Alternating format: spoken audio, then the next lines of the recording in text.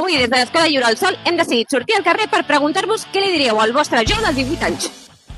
Que et podria fer una pregunta? Sí, i tant.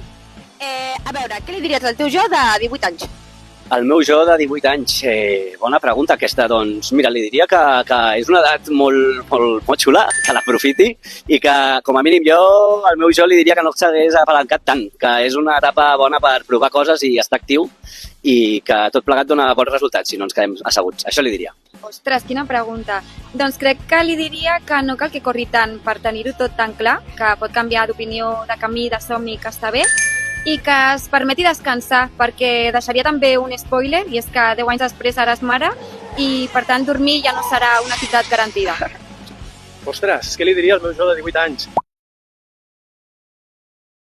Doncs li diria que no deixés de formar-se, que es formés tant com pugui, i que a més quan ho faci en una escola que tingui com a valors el feminisme, l'antiracisme, la justícia global. Que a més faci servir una metodologia vivencial, perquè això, a part d'obrir-li al món laboral, també contribuirà al seu creixement personal.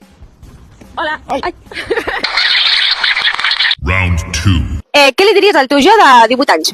Ostres, doncs que s'apunti als cursos d'estiu de l'Escola Lliure al Sol, que són superxulos, són molt divertits i a més tenen una mirada sobre l'educació molt crítica i transformadora. Es podeu trobar en aquesta pàgina web. Gràcies.